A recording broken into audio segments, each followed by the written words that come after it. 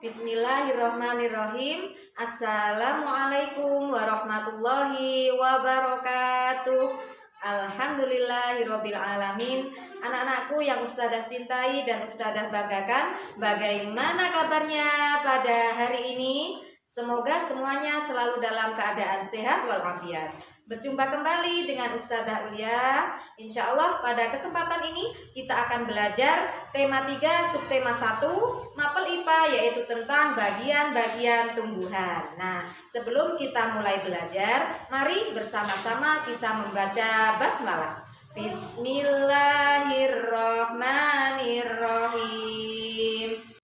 Nah, anak-anakku yang sholih, perhatikan yang sedang Ustadzah bawa. Apa yang sedang Ustadzah bawa ini?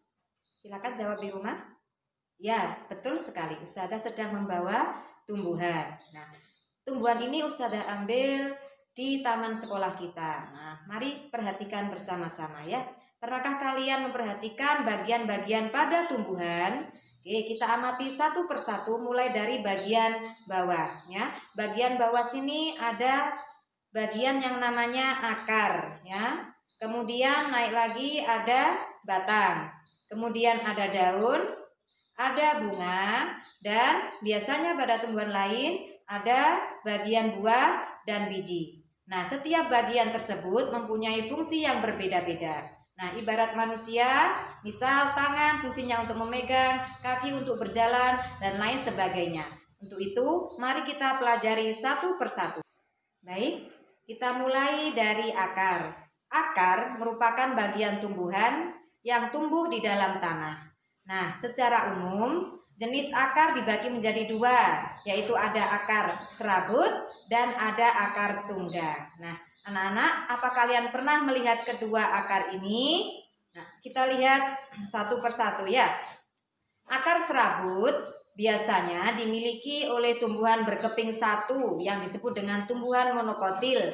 Nah, misalnya pada padi dan jagung. Nah, di sini Ustadzah sudah membawa contoh akar serabutnya. Di sini akar serabut bisa kalian lihat terdiri dari akar-akar yang kecil ya, dan tidak ada akar utama di sini. Oke.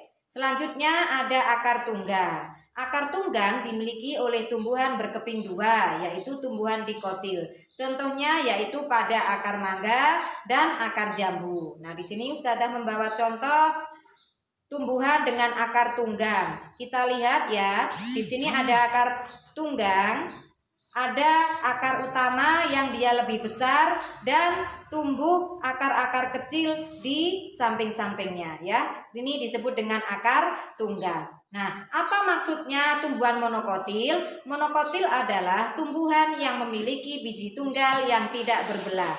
Sedangkan dikotil adalah tumbuhan yang memiliki biji belah atau berkeping biji dua. Oke, anak-anak, sekarang kita akan membahas tentang fungsi akar. Ada beberapa fungsi akar. Yang pertama yaitu menyerap air dan zat hara dari dalam tanah. Yang kedua, menguatkan berdirinya tumbuhan pada tempat tumbuhnya. Dan yang ketiga yaitu sebagai tempat cadangan makanan. Biasanya ini ada pada tumbuhan wortel dan singkong. Nah, selain akar tunggang dan akar serabut, ada beberapa bentuk akar lain pada tumbuhan tertentu. Yang pertama, di sini ada akar gantung ya. Akar gantung ini keluar dari bagian di atas tanah dan bergantung di udara. Contohnya pada pohon beringin. Selanjutnya ada akar napas. Nah, akar napas ini muncul ke permukaan tanah untuk masuknya udara. Contohnya pada pohon bakau jenis api-api. Dan yang ketiga ada jenis akar tunjang. Nah, akar tunjang ini adalah akar yang tumbuh ke segala arah untuk menunjang batangnya. Contohnya pada pohon pandan. Nah, bagaimana nak? Sudah jelas ya dengan bagian akar? Baik, jika sudah, selanjutnya kita akan membahas bagian batang. Nah, batang adalah bagian tumbuhan yang berada di atas tanah. Oke, ada yang tahu fungsi batang? Ternyata fungsi batang adalah yang pertama, menyalurkan air, zat hara, dan zat makanan ke seluruh bagian tumbuhan. Yang kedua, yaitu sebagai tempat tumbuhnya daun, bunga, serta buah. Dan yang ketiga, yaitu tempat menyimpan cadangan makanan. Contohnya pada tanaman tebu. Nah, jenis batang dibagi menjadi dua. Ada batang berkayu, ini contohnya. Kemudian ada batang basah dan berongga. Nah, yang pertama, batang berkayu. Batang berkayu memiliki zat kayu dan kandungan air yang lebih sedikit. Contohnya pada batang pohon jati dan pohon mangga. Ini Ustazah juga sudah bawa contohnya. Jadi dia sifatnya juga lebih keras. Oke? Dan yang kedua ada batang basah dan berongga. Nah, batang ini banyak mengandung air dan udara yang lebih banyak. Nah, contohnya misal pada bayam, kemudian seledri dan jagung. Nah, di sini juga Ustazah membawa contohnya. Ini adalah contoh batang basah ya. Jadi dia sifatnya lunak dan mengeluarkan air. Baik, anak-anakku yang solih, masih semangat ya? Oke, kita lanjut ke bagian daun. Daun adalah bagian tumbuhan yang berfungsi untuk tempat fotosintesis. Masih ingat apa itu fotosintesis? Sambil dijawab di rumah ya. Fotosintesis adalah proses pembuatan makanan pada tumbuhan dengan bantuan energi cahaya matahari. Selain sebagai tempat fotosintesis, daun juga berfungsi sebagai tempat penguapan air dan sebagai alat pernapasan pada tumbuhan. Nah, berdasarkan bentuk tulangnya, daun dibedakan menjadi 3. Yang pertama, ada bentuk tulang daun menyirip.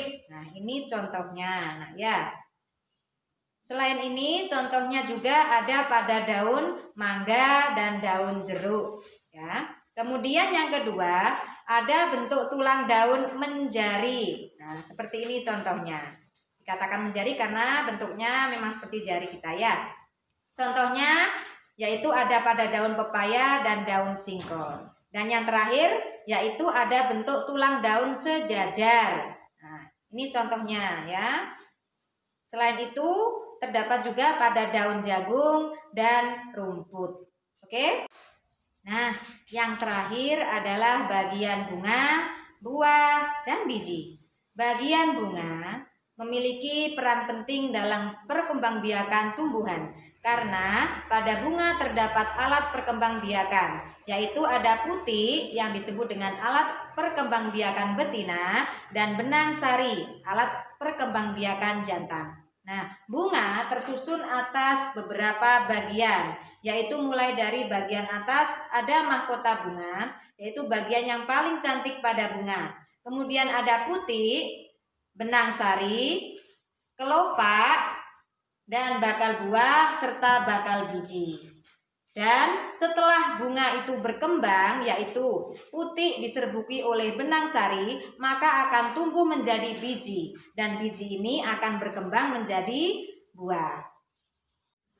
Nah, anak-anakku yang solih, dari pembelajaran ini dapat kita simpulkan bahwa bagian tumbuhan terdiri dari akar, batang, daun, bunga, buah, dan biji. Dan setiap bagian tersebut memiliki fungsi yang berbeda-beda. Nah, tumbuhan memiliki peranan penting bagi kehidupan makhluk hidup di bumi. Karena tumbuhan merupakan penyuplai oksigen untuk kita bernapas. Untuk itu, marilah kita selalu merawat dan melestarikan tumbuhan untuk keberlangsungan hidup kita. Seperti yang dijelaskan pada Quran Surat An-Nahl ayat 11 yang artinya Allah menumbuhkan bagi kamu dengan air hujan itu tanam-tanaman, zaitun, kurma, anggur, dan segala macam buah-buahan. Sesungguhnya pada yang demikian itu benar-benar ada tanda-tanda kekuasaan Allah bagi kaum yang memikirkan. Baik, anak-anak, demikian yang dapat Ustazah sampaikan. Jika ada kurang jelas bisa ditanyakan ke Ustazah. Kurang lebihnya Ustazah mohon maaf. Dan sebelum kita akhiri, mari bersama-sama kita membaca hamdalah. Alhamdulillah. Akhiru kalam, wabillahi taufiq wal hidayah. Wassalamualaikum warahmatullahi wabarakatuh.